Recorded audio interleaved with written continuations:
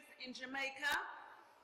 If we have no youth that we work with and help, then we do not have a tomorrow.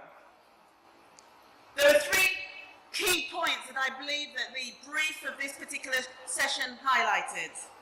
Fact, that studies across the world and in the varying cultures, so it's not just the Jamaican issue, has actually highlighted that there is a very small minority of male youth who are responsible for a very large proportion or percentage of the violent juvenile crimes. Fact number two, that many of these juvenile offenders became exposed at a very early age.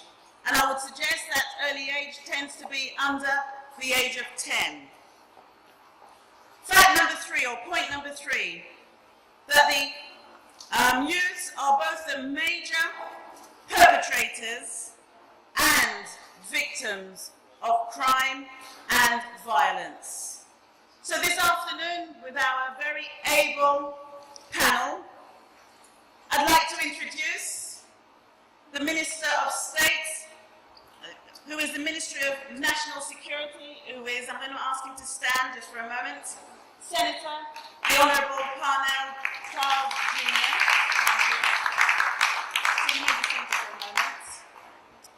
Then we have Dr. Joy Moncrief. I'll ask her just to stand so you know who she is, who is a political sociologist. We have a PhD research student who is Miss Joanna Simpson. And Chairman of the Violence Prevention Alliance, we have Dr. Elizabeth Ward. Thank you. So in a moment, each of these individuals will be just sharing or presenting their thoughts based upon this particular topic. After they have actually spoken, anyone who wishes to whether make a comment or indeed ask a question, I would ask you to just come forward as before, and the persons with the mic will give you the mic, and you just say what your name is and where you're from, and then of course share your thoughts or ask your question.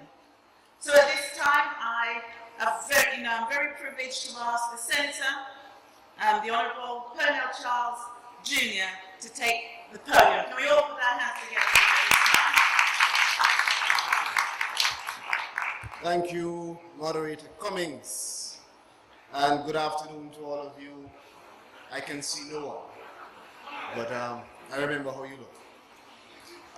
Let me first start by saying thank you to the wonderful team and all of the individuals that have come together to put together this very important initiative. And I am certainly honored to be on a panel with Dr. Ward, Mackenzie, Dr. Toby Simpson, and to have you here for us to have a discussion today. Now I'm going to deliberately skim over some areas because, as I said to Dr. Mackenzie a while ago, a conversation on the state of at-risk youth could be the entire conference. It could speak to, or this panel alone could speak to 2 or 3 weeks of material and information and discussion. And so we're going to try and crunch it down. And I will move past going into detail in some of the challenges. I'll leave that for Dr. Moncrief and some of the collaboration, which of course Dr. Ward, I'm certain, will speak to the challenges she has and also what she believes we can move into as a better collaboration. And I will focus on the definition of it and what the Ministry of National Security and your government is doing now, and what we believe we can do together with the diaspora, with the church. Now, I have some assistants with me, so we're going to be using a PowerPoint just to help us to keep you awake. And my good friend Raphael will assist me. Whenever you see me holding up my right hand, I'm not going crazy. It is to indicate the change of slide. You see you laughing already. Alright, now, this conversation, my friends, is very important because it underpins exactly what it is that is driving the crime and violence in our country. I don't need to educate you. You know that we have an issue, particularly with our young males in Jamaica and across the world. Unfortunately, it's not a statistic that is isolated to our jurisdiction. But we have to define what is the at-risk youth. And so we have a short clip which I'm going to show. It's about 30 seconds. Raphael, which I'm asking you to focus your attention.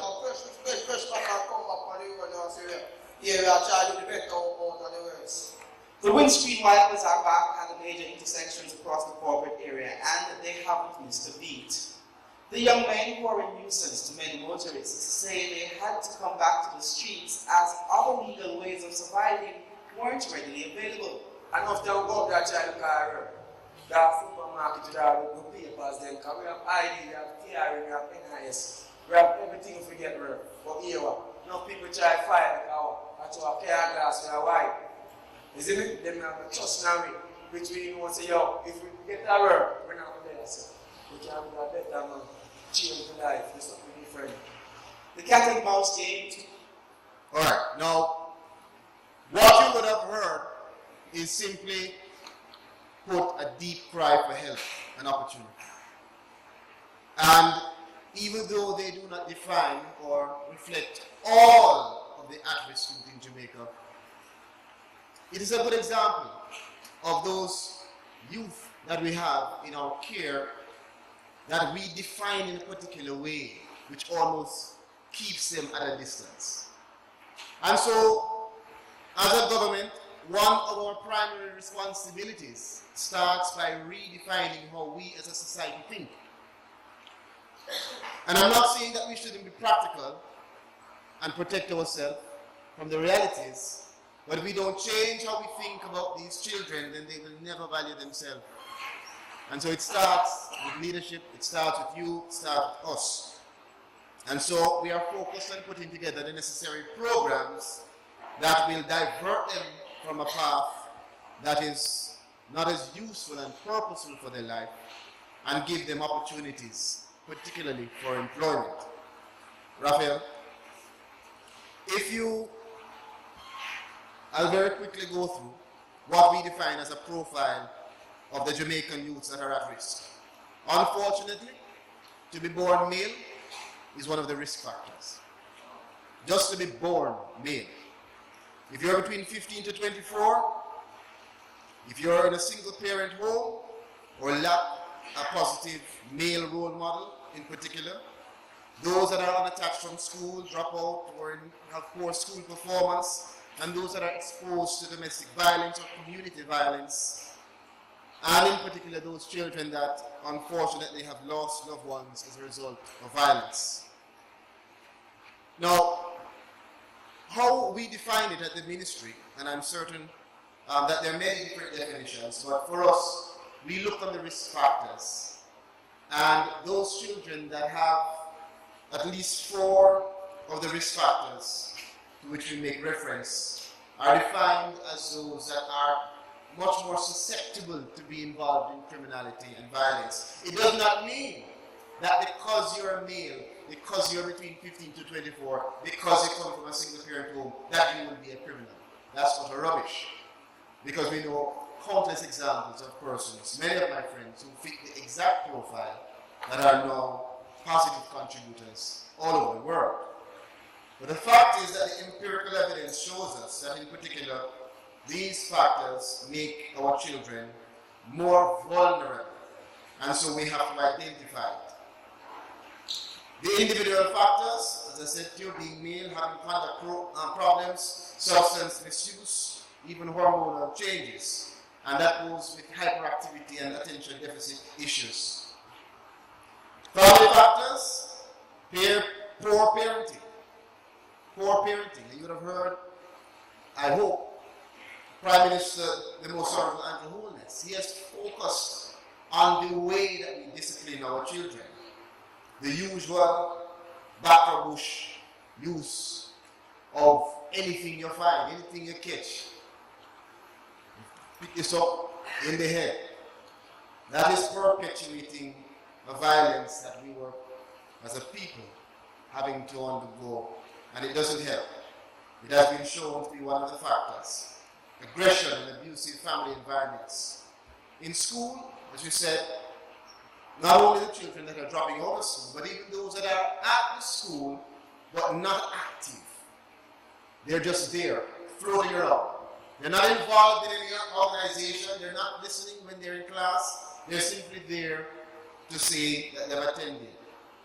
And there's also found that when you look on the transition ages, and I'm certain Dr. Moncrief might go into it further, between 14 to 16, we can use this as a means of predicting those children that are more likely to become involved in violence at the age of 18.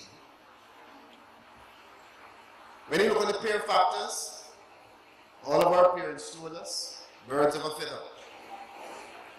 And science teaches that it's true. The more connected you are to persons that are involved in gang activity, the more likely that you are going to be involved in gang activity. Gang membership at 14 triples the risk of involvement by 18, etc. Moving on.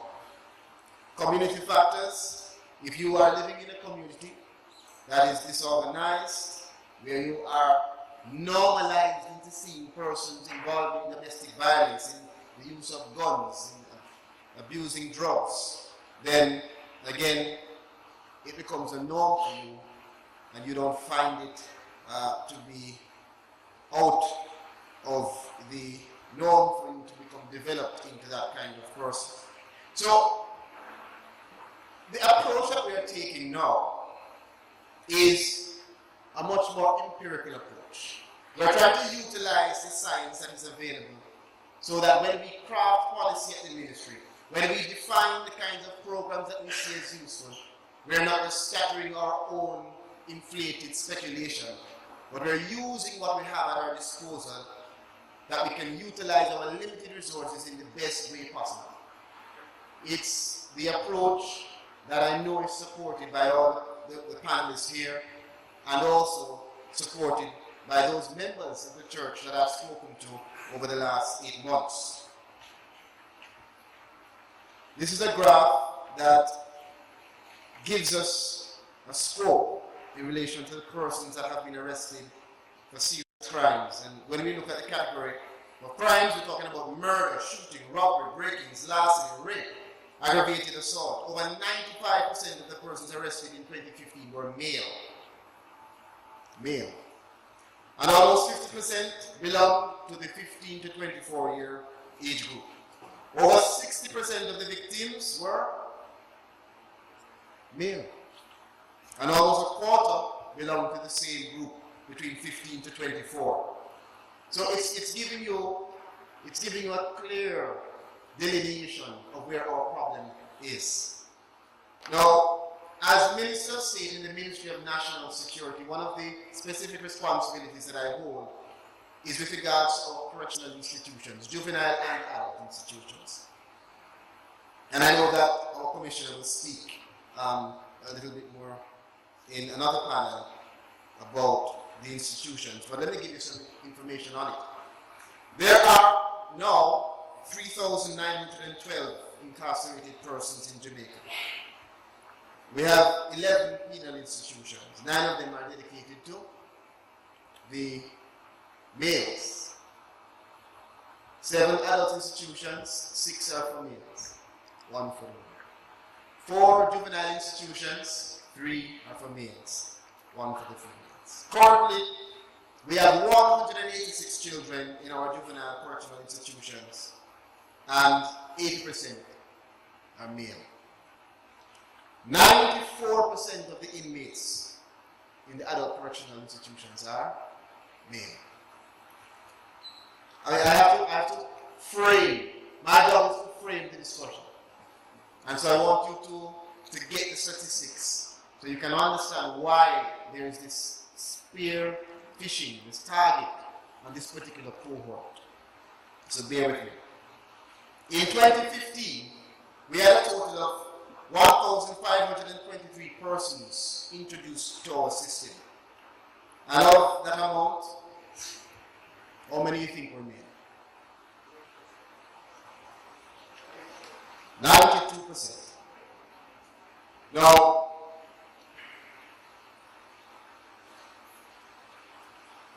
I don't need to go on any further with statistics. I think you get the point. Let's look on the challenges very quickly. And I'm going to leave the challenges for persons much more learned than I to speak to. But at the ministry, in my view, since I've been there since February, without a doubt, one of our greatest challenges has been the lack of an evidence-based approach. On my first tour of a juvenile institution, I was brought to what they call the suicide watch room, and I saw a young man in there.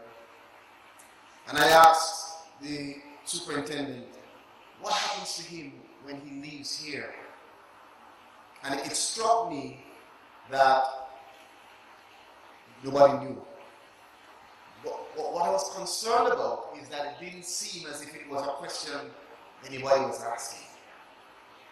And immediately, we instructed for us to start the development of a tracer study so that we can know where our children are coming from, what activities are helping them, and where they are going. Are they dying? Are they filling up the adult correctional institutions? Are they becoming progressive citizens? We don't know. And so the lack of that evidence-based approach is, in my view, the integral problem that we have in developing the programs that are going to be useful. Of course, as everyone knows, we talk a lot. Our problems have always been implementing. And as I said to you before, one of the greater challenges is also the perception of risk.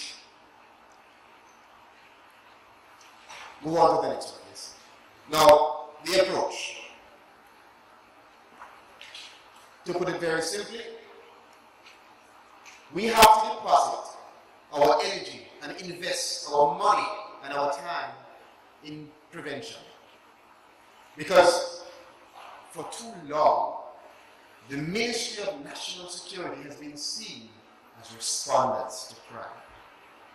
We focus on getting more mobile units and more guns and bigger vans because there is a problem. But if we could eliminate the problem, if we could focus more on curing it, then we would have less issues in respond. And so, for me, we have seen it in that perspective. Preventing youths from getting involved in criminal activity is essential. It's the number one thing.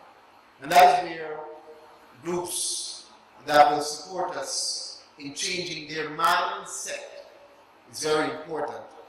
And also the opportunities that we provide in diverting them is even more critical. And for those who are already within our custody and are in the institutions, what we have to do is look on the aspects of rehabilitation as more than just skill training. It must be rehabilitation with a purpose, rehabilitation for reintegration into our society, rehabilitation that's going to give them certification so they have a higher probability of being employed. And where you have a higher probability of being employed, you heard the young man a while ago, he had his NIS, him of everything. If he was employed, then there is a lower probability of him going back. Higher probability of employment, lower probability of recidivism. So those two things we believe will cause a sustainable reduction in crime and violence. At the ministry we also have a 5-pillar strategy, which I'll go through very quickly. Social development, which is the prevention of crime by addressing the risk factors, education, conflict resolution, etc.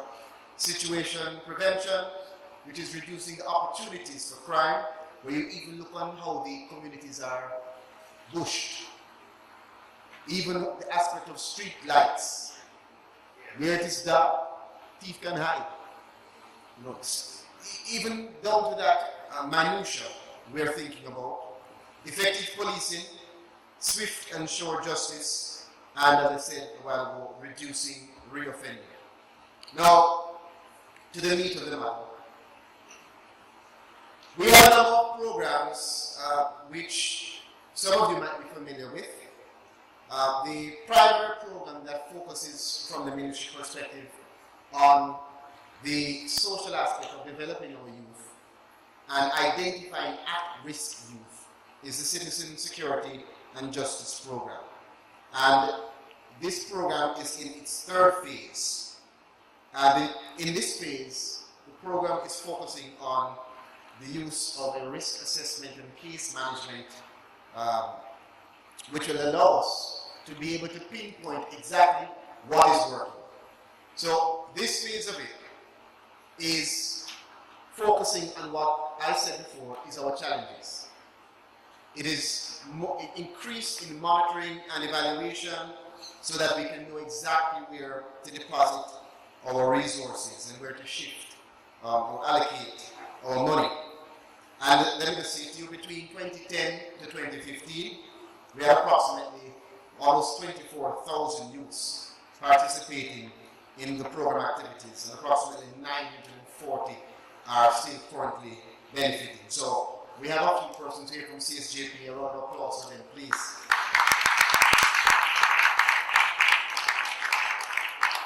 We also have the Peace Management Initiative, which is focused on those youngsters between 15 and 30 who are at highest risk. We have the Jamaica Combined Cadet Force, which deals with conflict resolution, and we're actually now driving towards making our cadets ambassadors who will be trained in conflict resolution, trained in messaging, and trained in going out to the schools and to their communities and churches to empower the other youth. We have Fight for Peace, which is an innovative group which we're partnering with, and many other groups, including Dr. Ward's group. I'm going to skip to the I'm going to skip to the Stay Alert slide, please. Increased use of technology. Yes. Now, one of the things that we have to do, my friends, is we have to be practical. We've got to get real. And so I often go into the communities and just speak to these youngsters. Sometimes I don't even tell them that I'm coming from any ministry. Don't give them my name.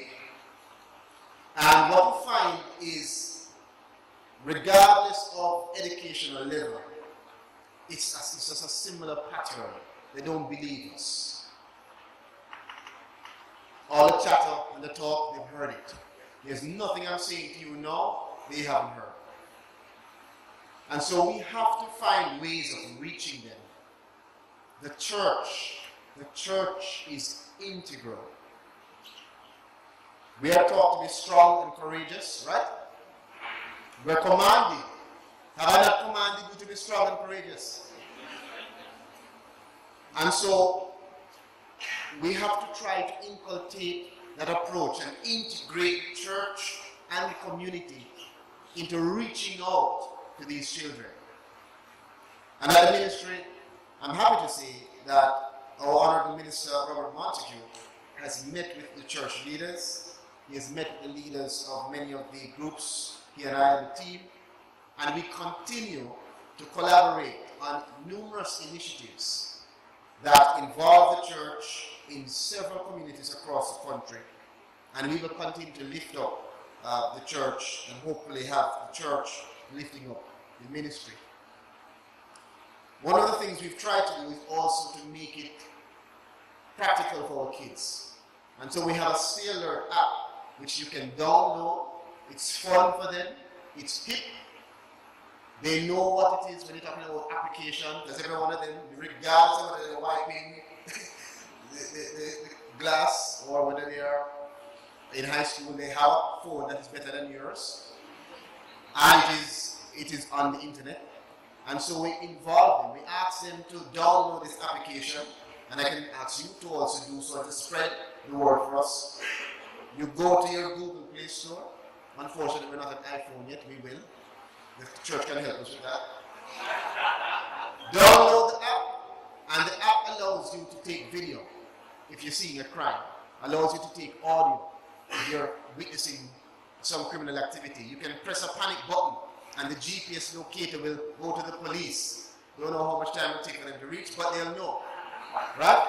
And we are developing. That's a joke. We're developing, not really. We're developing the application even more because we want these children and we want the society to be involved. Lastly, go to the last slide, please.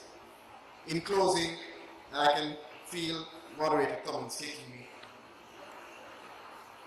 The diaspora. No, I don't have to tell you what you know. So how can the diaspora get involved? You know. But what I will say to you is, at the Ministry of National Security, we are open. We are open to embracing your partnership, your collaboration, your recommendations. We are hoping to develop a new Jamaica Diaspora Board that will allow for persons across, Jamaicans and friends of Jamaica across the globe to assist in their recommendations and in providing the necessary technical expertise and resources, not only to respond to crime, but you remember what I said in the beginning, where we need to invest and deposit our energy in prevention. And so I will say this, that all of us have a role to play in supporting the government in its initiatives. I ask you to feel very comfortable in reaching out to me while I'm here. I'll give you even my email. It's my first name, Pernell, P-E-A-R-N-E-L, .charles@mns.gov.jn. And I'm looking forward to you reaching out and giving us your recommendations as to how you want to participate with the Ministry of National Security in creating safer communities in Jamaica. I thank you.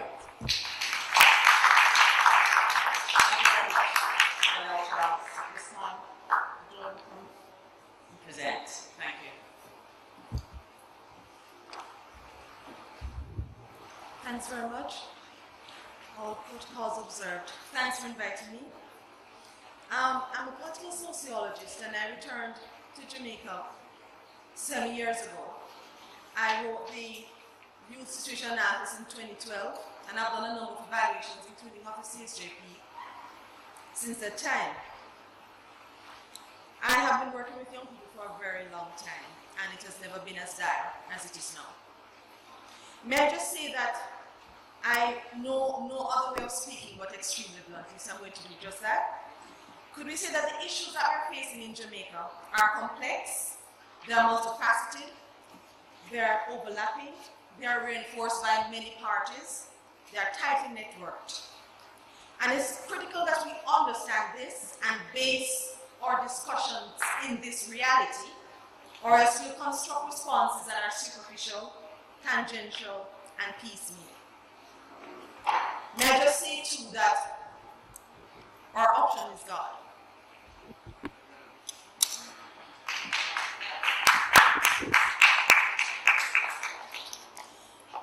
There are a number of reasons for where we are now. We focus a lot on historical injustices, structural constraints, and so we talk about unattached youth, which is a label which makes absolutely no sense.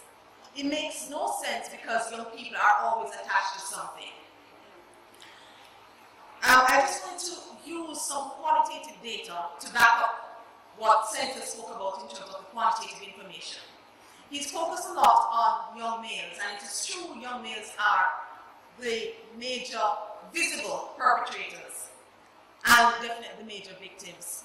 Our research does not go in depth into female activity, but it's quite substantial. All right, So we know about the historical injustices, and the clipping showed some of that. We understand that.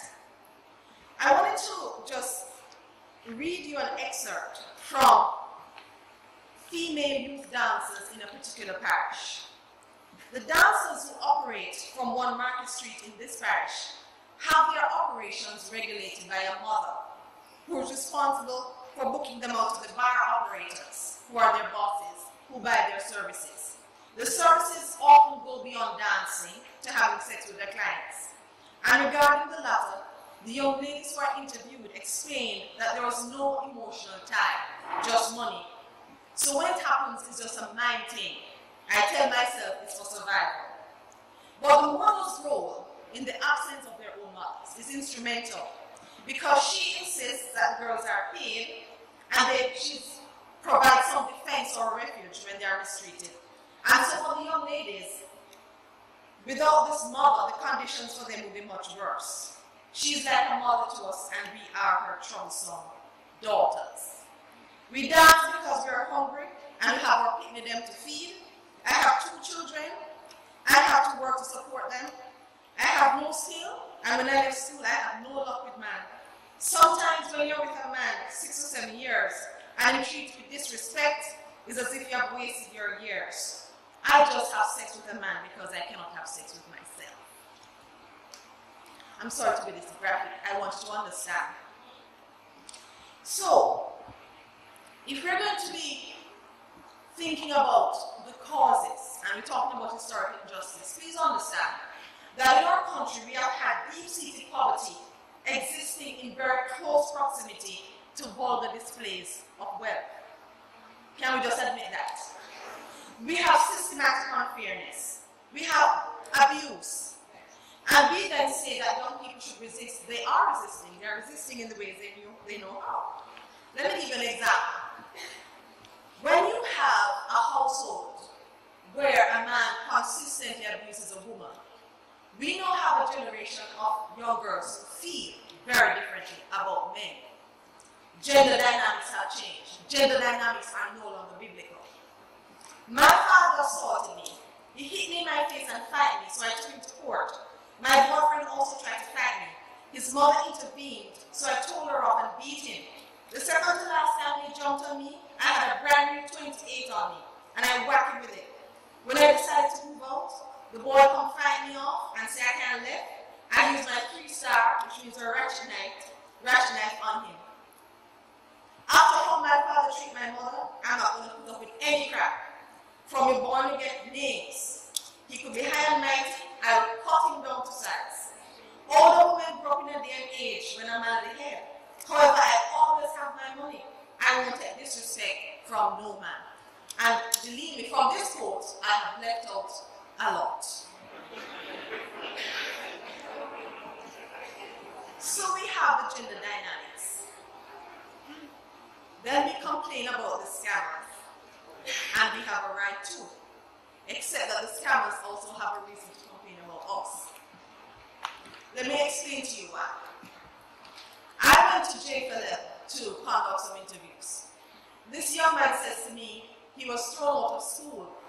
Now, he's going to school late because he grew up in a very hard context. He's locked out of school.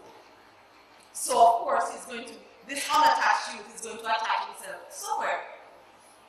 He finds that he is told that he cannot do mathematics, but he's great at maths on the street.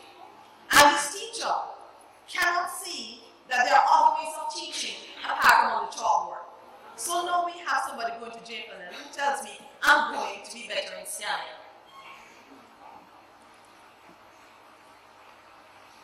The people who are scanning from 2012, this is 2012 data, they explain to me the benefits of scanning.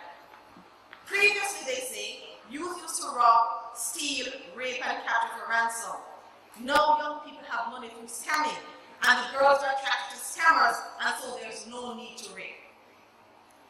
Youth, before, were susceptible to constant peer pressure. They're involved in hangings. Now, because of scamming, youth have a better life.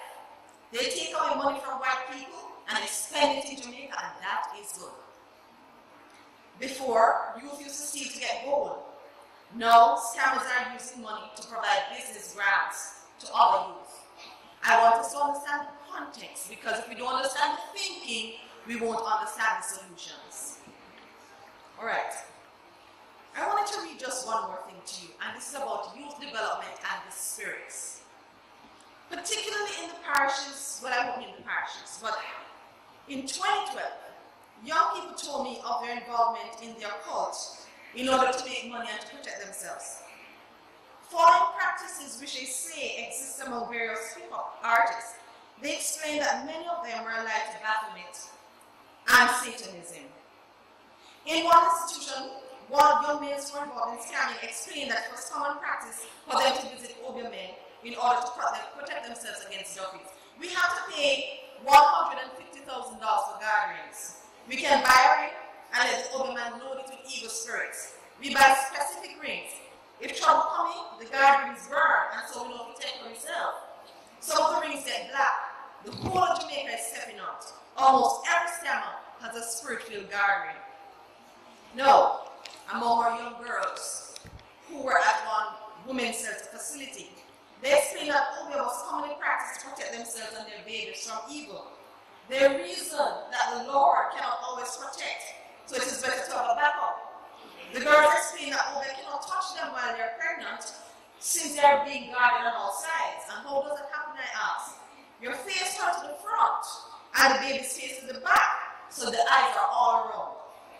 But once they have the baby, they load up the baby with, even the handkerchiefs are loaded with the spirits.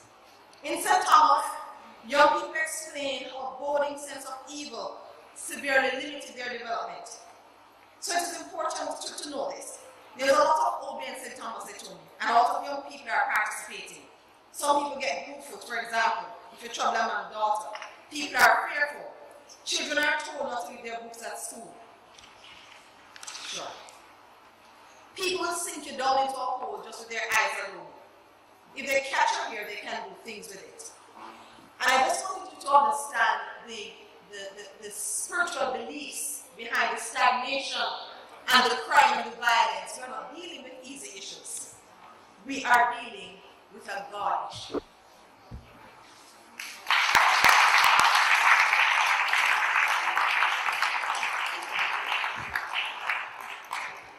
Good afternoon, everyone. I'm Joanna Simpson. It's my privilege to be here. I wanted to thank the organizers for having me here.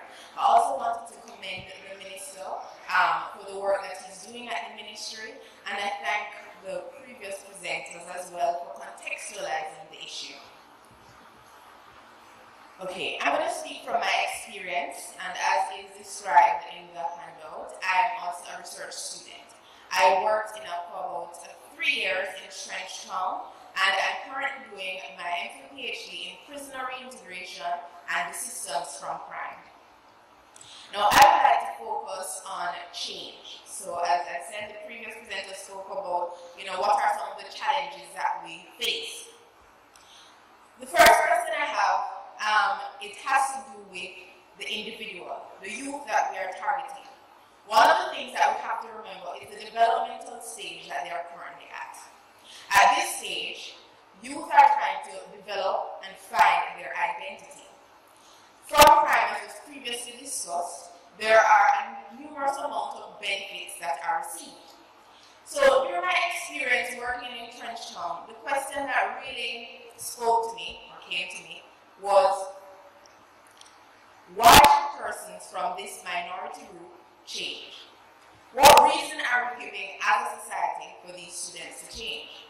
They're getting their love from within their gangs, they're getting money, they're getting help, they're getting excitement, pleasure, fun. There are many different rewards from these criminal activities. But what I truly want to focus on right now is us. The community, the church, who says that we would like to effect change. So I'm going to speak briefly on 4 points. First is, I believe we should examine ourselves. Second is, I believe we need to understand our role. Third, I believe we need to build flexible and dynamic programs. And fourth, I I think that the church needs to be a model to the society. The first, examining ourselves. I believe it was previously spoken about that there is a dichotomy and it is a stark difference between the poverty, those that are poor and those that are wealthy. The minister also spoke about at-risk youth. And when we think about persons being risky, we tend to keep them at a distance. One of the things that I believe is important is that we examine ourselves to determine what are our biases or prejudices and on what basis do we discriminate against these youth. Is it on class? Is it based on class? Is it gender? Is it race? So we have to determine first, where are we? The second point is modify our assumptions.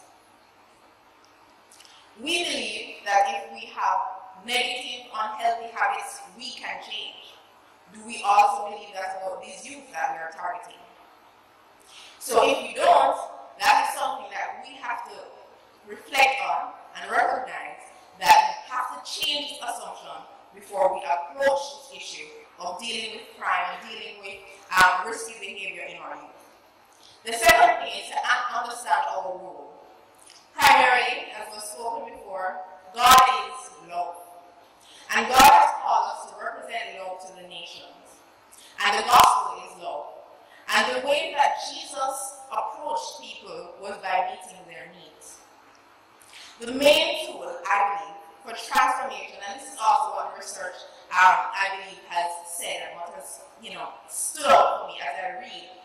The main tool for transformation are people, individuals, invested people, and it comes at a cost. I remember being at a previous presentation, and one of the persons who were in the session, they said, we know the answers to crime, but are we willing to pay the price? So, we need to also reduce social distance. There's physical distance, we have the inner city communities, we have uptown communities. We can reduce the social distance by going into the communities, which is what I believe this conference is about. We need to replace our superiority feelings with humility. There's a way in which, when we seek to deal with social problems, we go into an era where an expert will come to save the world. We need to recognize the sameness of each other. That we are all human beings. God has called us to think of each other as brothers and sisters. We need to replace pity with empathy, recognizing that all of us have been in the same place. It's only by God's grace that we were born in the places that we were born. Now, in dealing with young people, in dealing with persons involved in crime, we have to have the position that we are doing this out of service to God. When we do that, we're able to bear with them. Because behavior change is not an overnight thing. It's not 1 month. It takes a long time. If we think about how long it may take us to change our eating habits, different things that we have gone through, we recognize that behavior change comes with relapses, trial, and error. So this means that we need trust, patience, long-suffering, and provide support. When we think of children who are involved in criminal activities, I can see them as lost. And the scripture that comes to me is the scripture that talks about Jesus and the lost sheep, the shepherd and the lost sheep. What Jesus did was, he left the 99 and he went for the one. In my experience working in communities, there are people who will come to programs very easily. But there are others that you have to pursue. You have to leave the place, you have to go to their house, knock on their rooms, go up to their bedroom and say, come, it's time to go to class. We have to pursue persons until they see the reason for some of these programs. We have to also support them. Practical, maybe money, support, maybe offering them a place to sleep one night. Emotional support when they have grief. There's a lot of trauma that occurs in the communities and they need support. Moral in terms of teaching them what is right. And what's important is that we emphasize support and love over control. One of the things when we do not have the best interest truly of the person at heart, we can say do this, do that, and not understand and recognize the process that undergirds what we're asking them to do.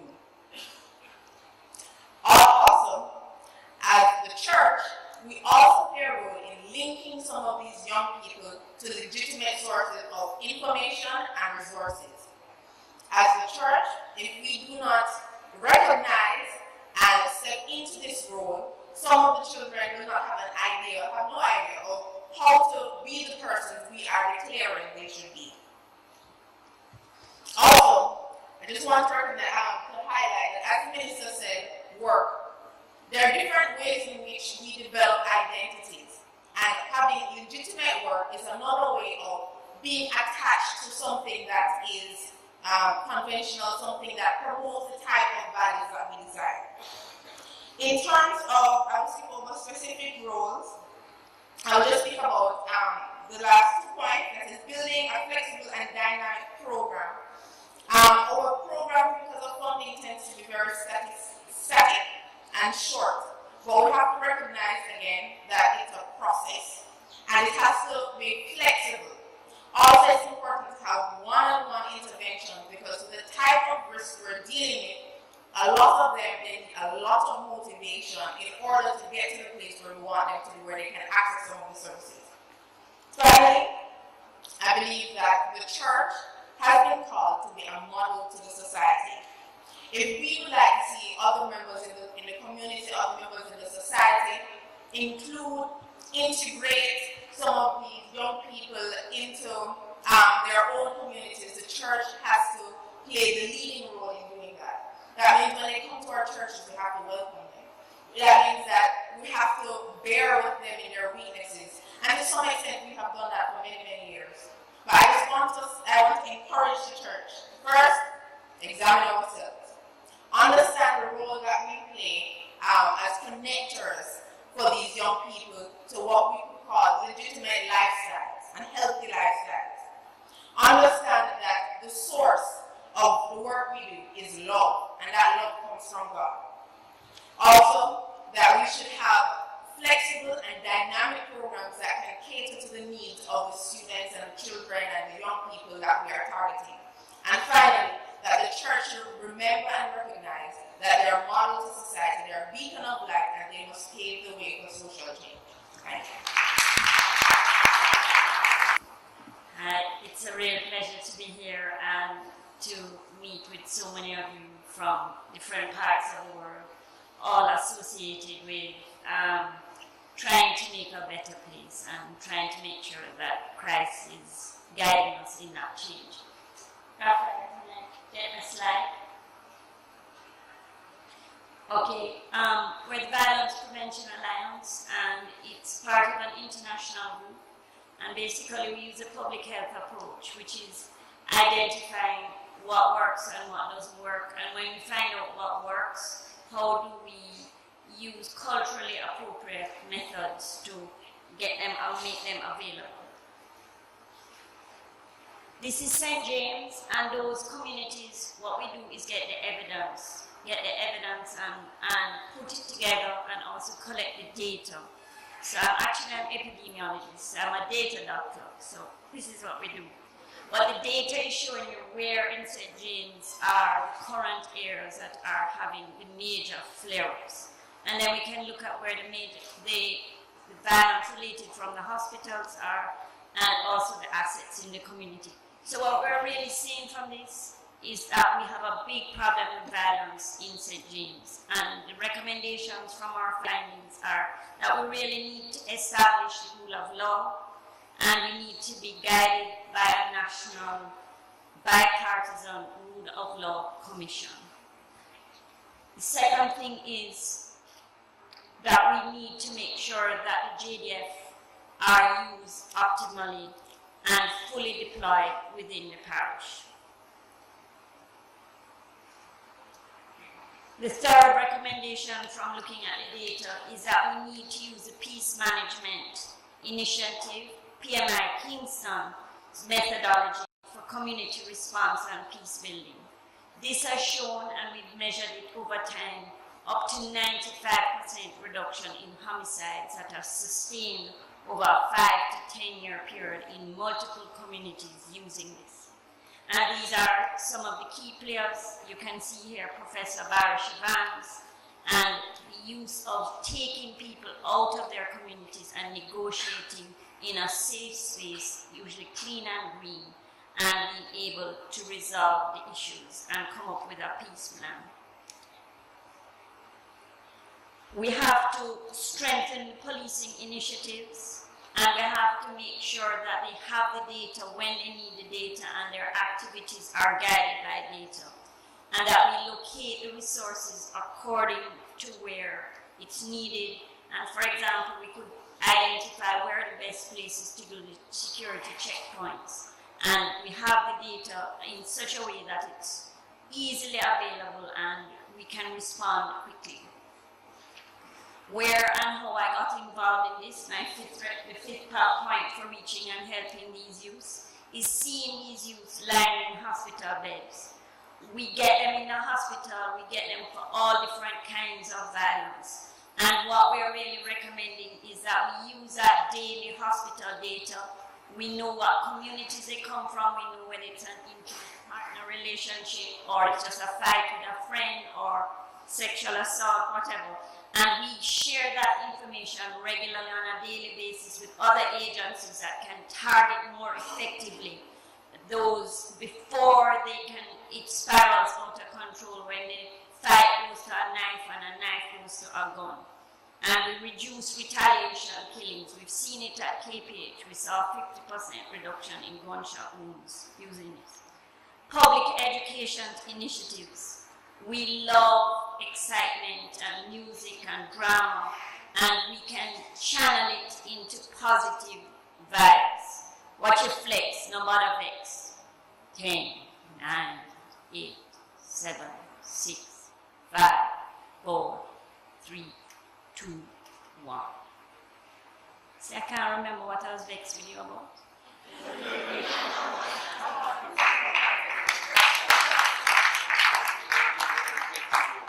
So turn up the peace. Violence is preventable. Stop signs. Violence is preventable. Stop now. We need to get those messages into the community. As you heard about school-based interventions, therapeutic interventions, therapeutic summer schools. There's so much grief and rage and hurt in many of these communities. We have to increase school attendance and decrease expulsions and school dropouts. Many people have impact on school boards. We can't be kicking them out because they don't have the right shoes or the tie, or they didn't bring their money that they're supposed to. 40% missing from school in many of these schools. 5% graduating with 5 CXC subjects after spending 5 years in school. We have to get in there, and we know what the problems are. We've heard all about the problems, and we have to take them in small groups like you see here. This is the Child Resiliency Program, targeting them younger. The younger you get them, from 8 years. So this is really what we're saying about our youth development. We have to make sure we target the high risk properly with youth transition programs, youth engagement, positive things that they really want to. You'll hear about sports, drama, all those kind of things later this evening. We have to not only after we reach a high risk, we have to spend all our money on the foundations. You heard about it earlier. The parenting programs, the structured school interventions. Minister mentioned uniform groups and many things at the schools, and mentorship. And the church is very powerful, as Joanna was saying, about the mentorship. But we can't go there thinking we're better than. And we have to be in there for the long haul. And it's not about money.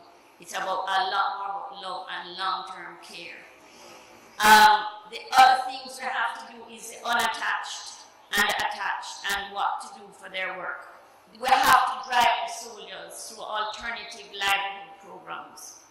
And we have to build resilience in the community.